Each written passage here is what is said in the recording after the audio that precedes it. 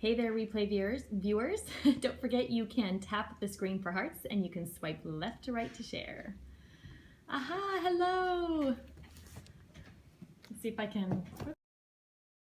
There we go. Hello, everybody. Hey, Dawn, how's it going? Good to see you. I got to see you on the forum this morning. That was fun.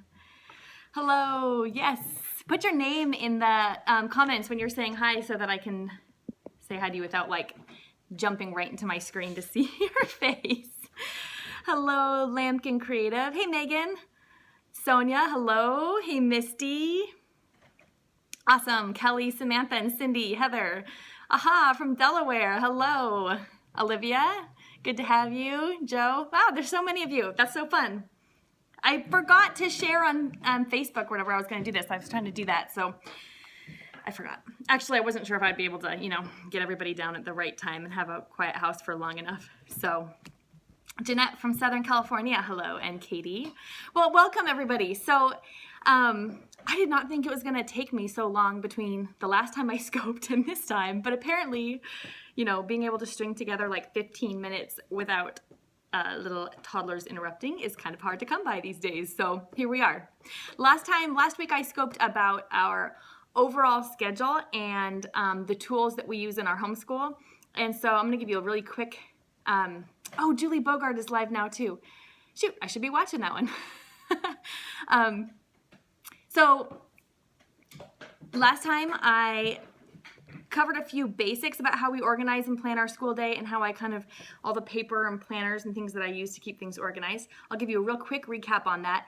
That replay will be available. I set up Catch, but I don't think I have it set up right. So I have to figure it out. I will figure out a way to let you in on that replay if you missed it.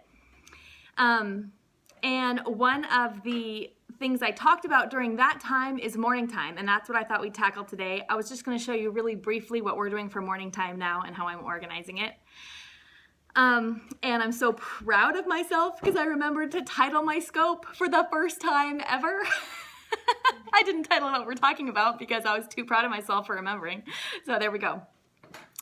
So good to have all of you here. This is super fun. Okay, so last time, one of the things we talked about was kind of my overall schedule. And I told you that when I plan my homeschool, I like to plan in big chunks. Instead of saying 15 minutes of this and 20 minutes of that, that just makes my brain crazy. Especially with 6 kids, it's too hard to remember where every single kid is supposed to be at what time and who I'm supposed to be working with. So I like to plan in big chunks and say, in the morning, the first thing we do is morning time. And then after that, we move into our morning rotations. And that's where the kids take turns either with me or helping with the toddlers. Actually, a lot of you may not know. I should probably tell you who I am and what kids I'm teaching. I'm Sarah McKenzie. I'm the author of Teaching from Rest, A Homeschooler's Guide to Unshakable Peace, the creator of the Read-Aloud Revival. And I homeschool 6 kids.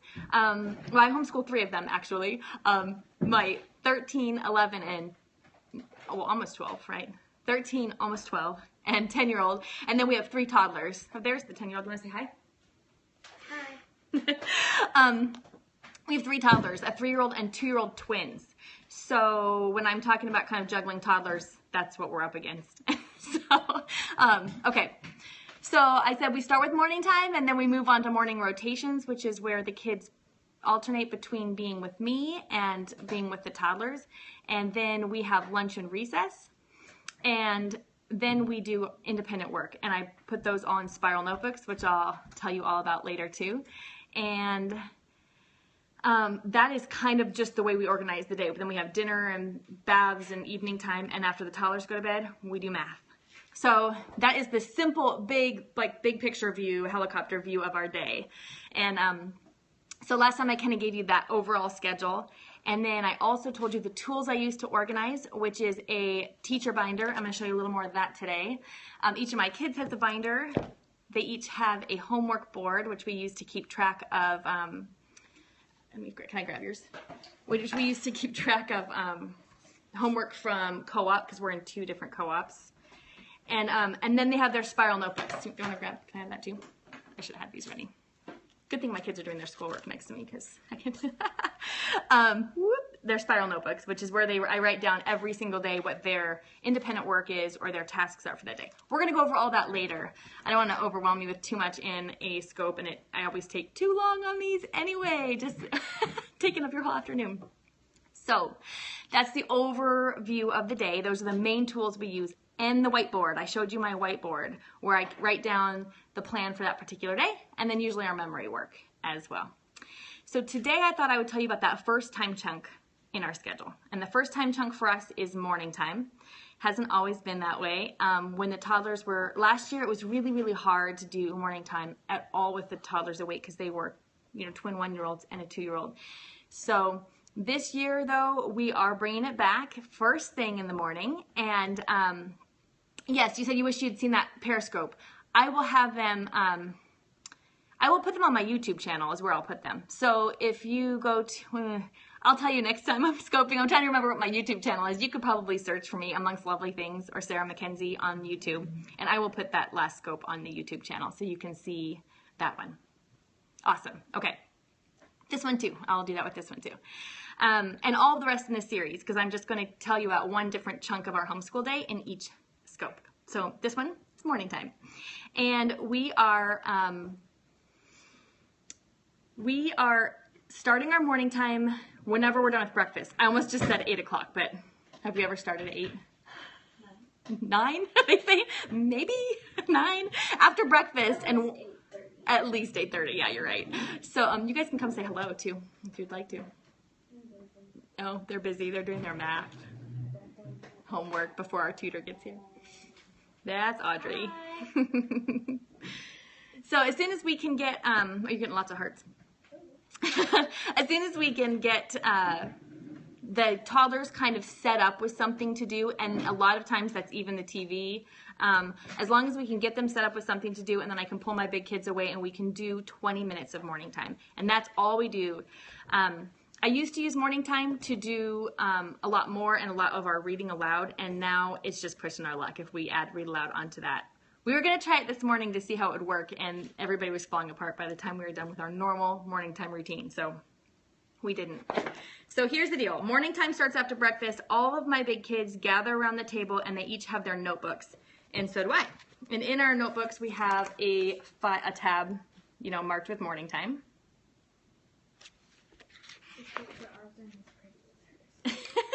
And then I have my little procedure. Pam Barnhill taught me how to do these. That basically, I was taking up way too much brain space trying to remember what I needed to do each day.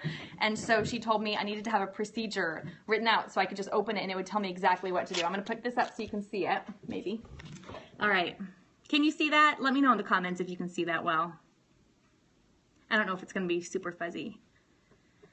So you can see that we just start morning time with the Doxology, and we stand up all around the table and we lift our hands like palms raised, and we sing the Doxology, which you probably know what it is. It's praise God from whom all blessings flow, praise him all creatures here below, praise him above ye heavenly hosts, praise Father, Son, and Holy Ghost. We don't do it that fast, but we sing it all together, and it starts our day on with a different kind of a tone than the rest. Thank you. That's so sweet. It starts our day with a different tone. When I spoke at the Cersei Northwest conference last spring, I was telling some of the moms there that I felt like we start our day and I'm already tense. Kids have already been fighting over breakfast. I'm stepping on a bagel while I'm trying to get my books ready. The toddlers are ripping things apart, and I am everybody sit down, we're going to do morning time. And we start with a prayer, and I'm still tense and frustrated. It's a lot harder to start our day tense and frustrated if we sing the Doxology. Something about raising your palms and singing about the glory of God reminds you that anything that comes today comes straight from the hand of God, and this is all we're doing this for, is for the glory of God. It helps you just kind of remember what you're doing it for, and helps you shed some of that tension, or at least it helps me. So we start with the Doxology, and then we move on. We're Catholic, so we sing the Our Father, and then we do the Hail Mary and the Glory Be, just as our morning prayers. Then we move right into I am Catholic. So we move into our hymn. So we are learning one hymn at a time, hymn or song. Okay, so I know that there are all kinds of people who use morning time or who do hymns and like holy sacred music with their kids for all different kinds of reasons. For the most part, I'm not so interested in like the most significant hymns or historically important hymns. I'm a lot more interested in giving my kids music that will feed and nourish them when they come onto life's hard times or things in their life that are difficult. And so that they have those songs tucked away in their heart to feed them or nourish them. So, for example, the one we are doing now. Oh, here we go. I'm like, where did I write this down? So this is how I have to write these things down or I don't know. So you can see under here hymn. I have in each term I have one. I think we may do more than that because we pretty much have our hymn down. We're only in the second full week of school, but that's actually called the Heavenly Vision. I put Turn Your Eyes Upon Jesus before I realized that the name for that hymn is actually the Heavenly Vision. And I just found the YouTube Amy Grant version because I really love that version. So again, I'm not super worried about like the historical importance or anything. I just really want my kids to learn the names of songs or the words and lyrics and songs that they can use in their that they can sing whenever they need it. So we have Turn Your Eyes Upon Jesus or the Heavenly Vision for the first term, and then O Holy Night for the second term because that will go right along with Advent and Christmas. And term 3 I have Shepherd Me, O God, and we will use the Gretchen Harris. Yeah, the Gretchen Harris version of that one. She's one of my favorite Catholic music artists. And Hail Holy Queen is the last one. So of course ours are Catholic. So those are the hymns, and we just sing it through once. That's all we do.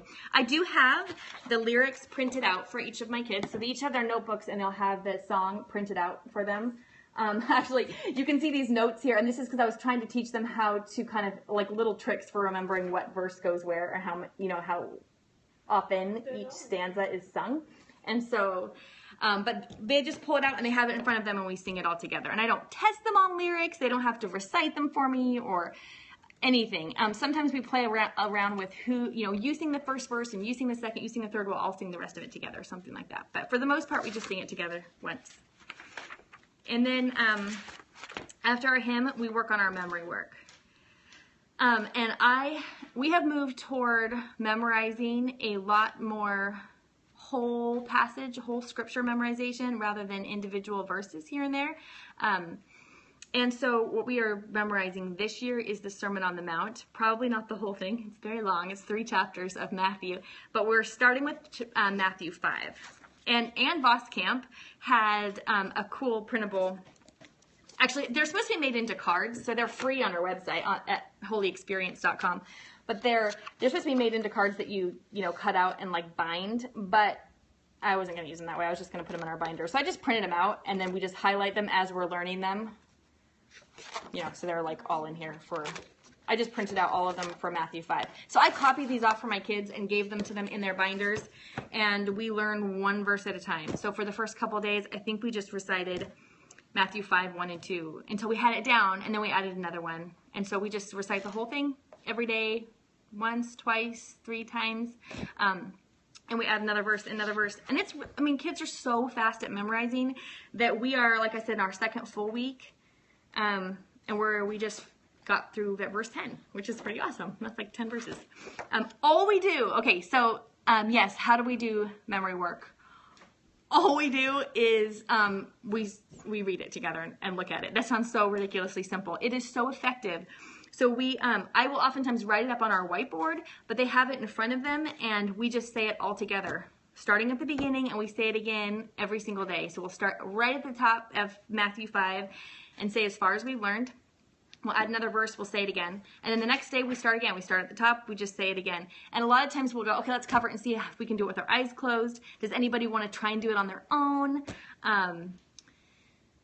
Yeah, it's simple. Thinking you were overcomplicating it. Totally, I overcomplicated memory work for the longest time, but I really think it's that simple, just reciting it every day.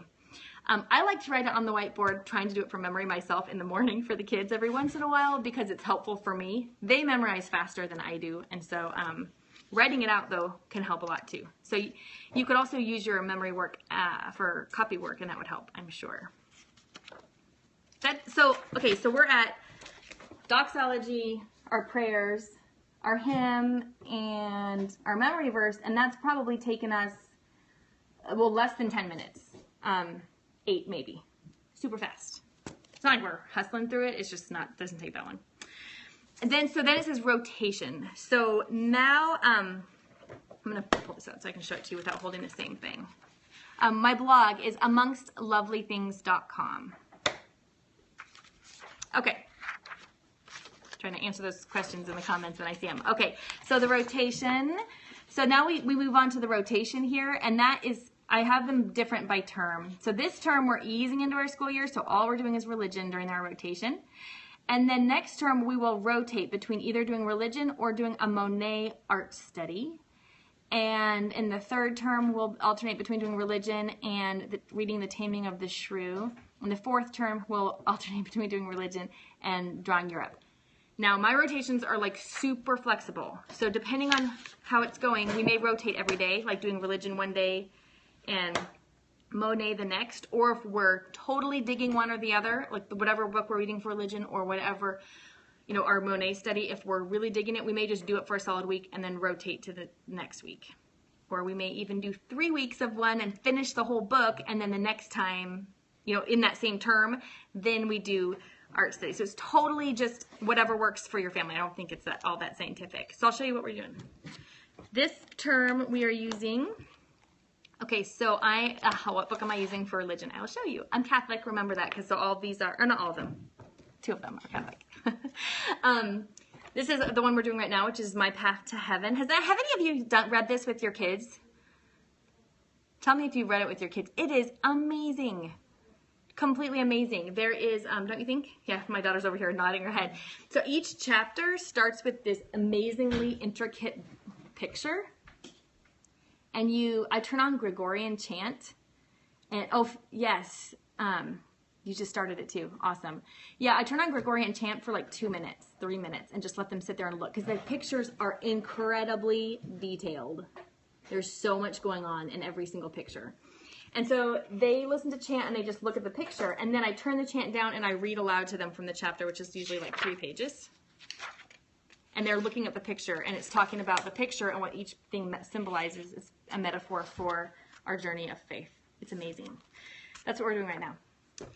It takes 10 minutes, maybe, between the couple minutes to look at the picture and then me reading. And then that's it. Then we're done with morning time. The other books we're going to do for religion, so when we're done with this one, for the rest of our terms, you saw religion on there every single term. The other ones we're doing, next one we'll do will be Bartholomew's Passage. This one's not Catholic. This is written by, I don't know. Does anybody in the comments know? I think it's maybe Orthodox. These are incredibly amazing. Okay, so Bartholomew's Passage, Jotham's Journey, and, hey, Austin, you're shaking the whole thing. Tabitha's Travels or something. It's like a 3, I don't know what the last one's called. Basically, it's the story in narrative of the first Christmas. And the first one is Jotham's Journey. It's the story of a boy. It's amazing. It's really intense, so I would suggest not reading it with kids maybe under, well, I don't know. I do have friends who've read it with kids under 6. I don't think any of my kids under 6 could have handled it. It was very intense. But it's very powerful. And then this is the same story, but written from a different character's perspective. So this is the one we'll read this year. And Tabitha is the same story written from another perspective. Is My Path to Heaven Catholic? Yes. My Path to Heaven is Catholic. Bartholomew's Passage is not specifically Catholic. So that's what we're going to be doing in Advent. During Lent, we're going to be reading by the same author, Aman's Adventure, A Family Story for Easter. Same kind of idea, where you're reading about the true Easter story, of course, through the viewpoint of a child in that time. It's so well done. We haven't actually finished this one. We started it last Easter, and I don't remember why we didn't get around to finishing it, but we didn't, so I'm excited to do that this year. Where did I get these ones? On Amazon. So I'm not even going to try to say his last name. I'm just going to show it to you. Can you see it? There we go. Arnold. It's not on there as it flips it for them. Arnold Triide? I don't know. You can find him on Amazon. And he's got a series. And they're all really, so far, the ones I've read have been amazing. Somebody asked if I have the kids narrate. I don't. Not usually. Sometimes, I guess, sometimes I'll ask a very casual question, but for the most part, after our morning time read aloud, we just move on. We do narrations in our homeschool, but just not usually during the morning. Usually after morning time, toddlers are starting to break down.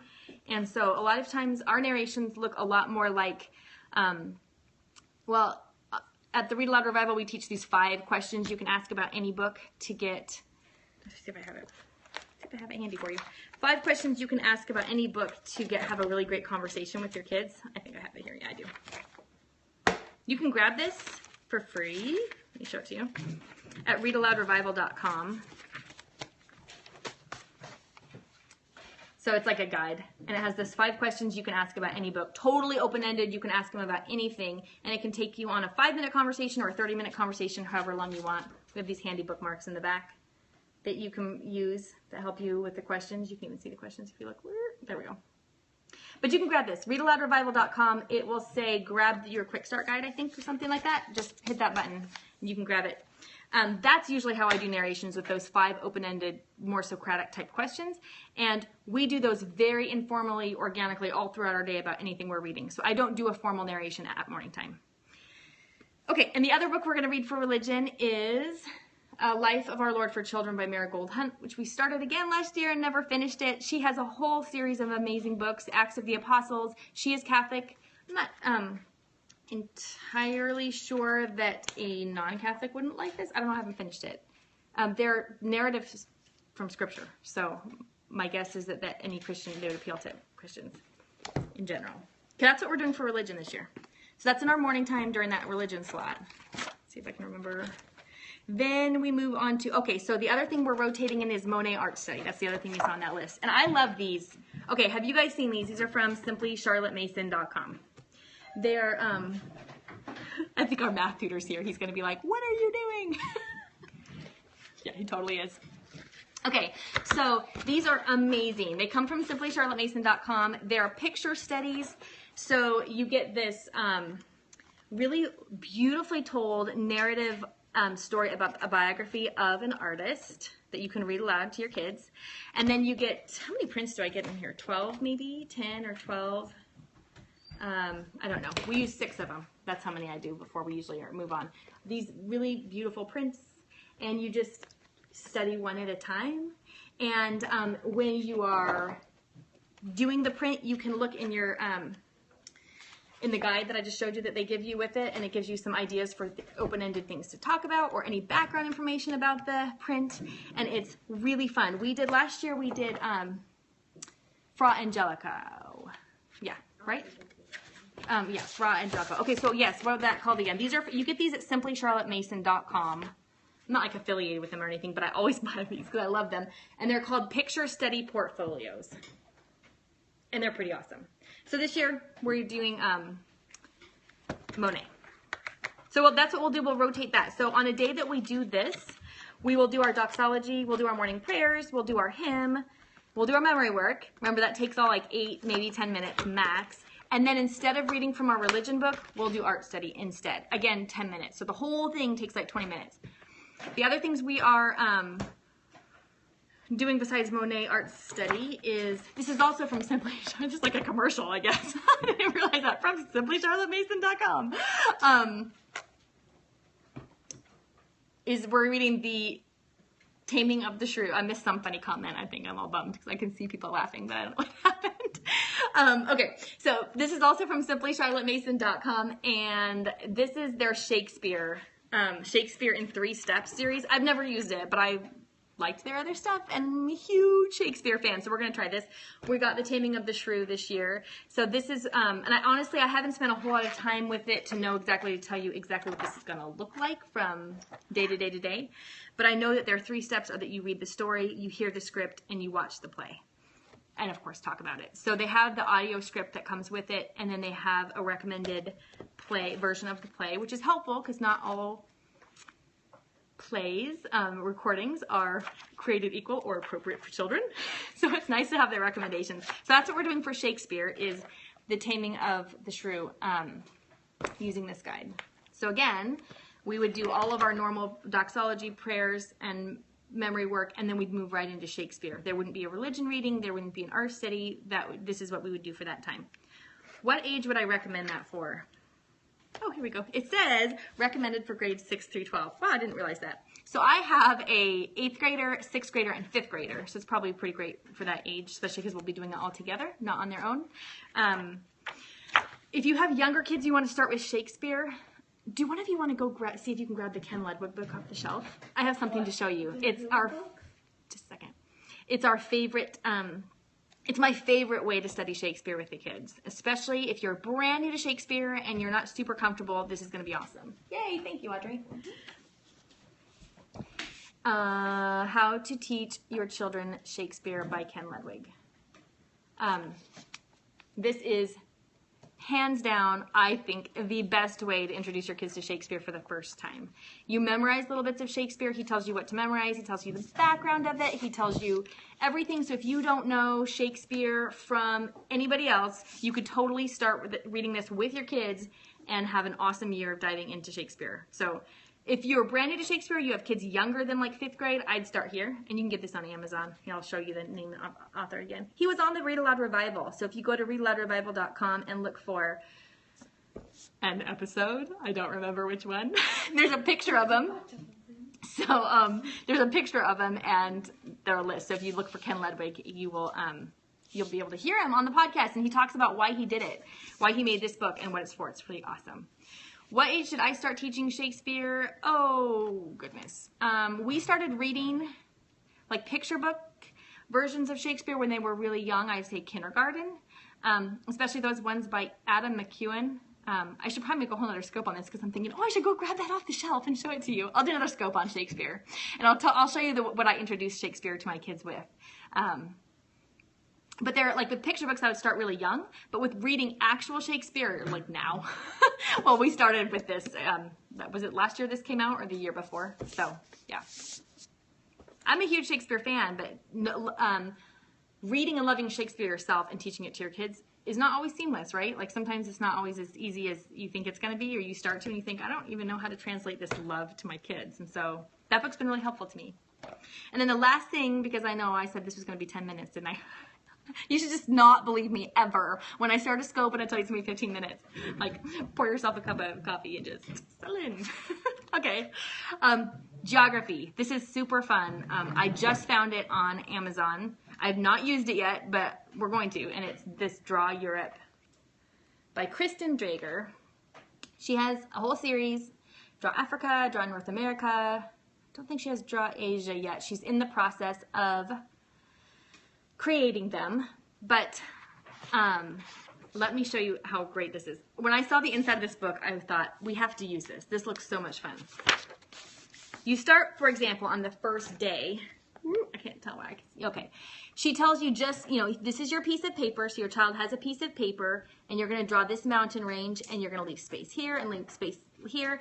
And she's got this description of why you're putting it there, and it's really, really interesting. So, for example, well, actually, I'll show you in a second. Then the next day, I don't know if you can tell on Periscope as well, this is red. So you're going to add the Caspian Sea. And she's telling you that it looks kind of like a big unshelled peanut, and she's going to, with her lovely little language, she tells you how to make sure it's at the right part of your paper. Every day, you add a little bit more and a little bit more, or every day, or just that day, like every step of the way. I don't think you necessarily have to do one piece a day, but she's got these lovely little descriptions until you just keep going and adding and adding and adding. Like this blob here, this blob looks like Santa's bag of gifts and will contain 8 countries. Like how great is that? That totally does look like Santa's bag of gifts. So that's really fun. And then you get all the way to the end and you're just adding and adding and adding until you've completely drawn Europe.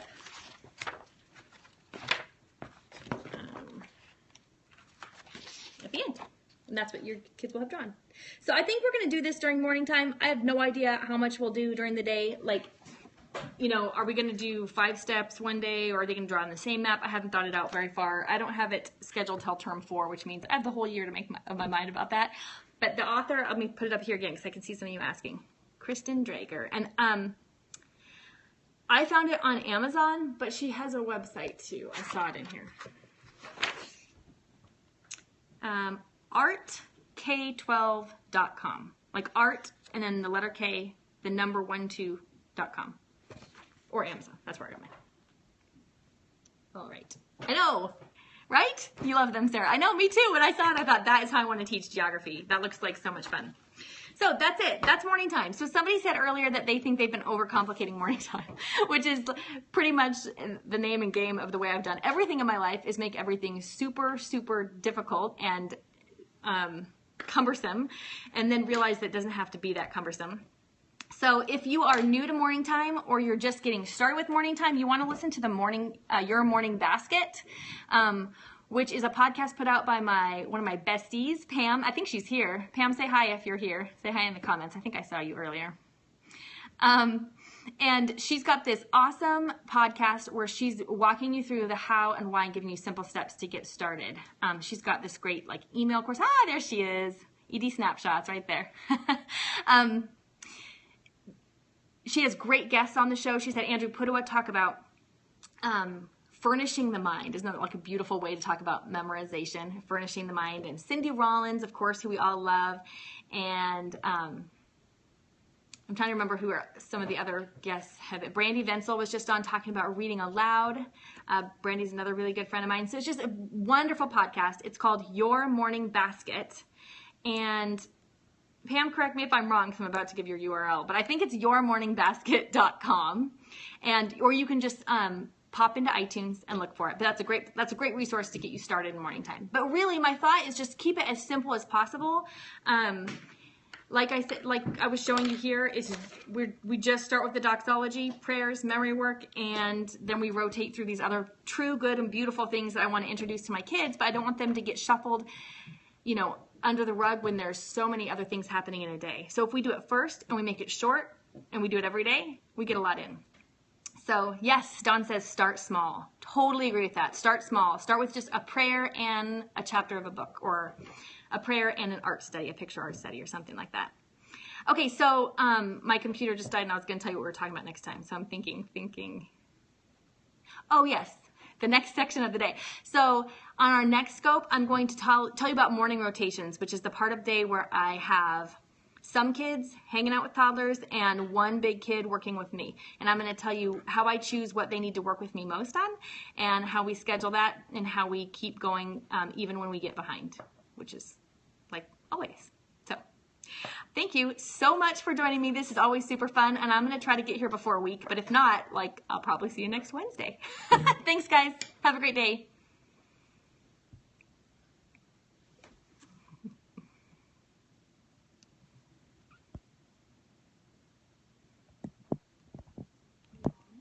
Just a second. I can't figure out how to turn it off. There we go.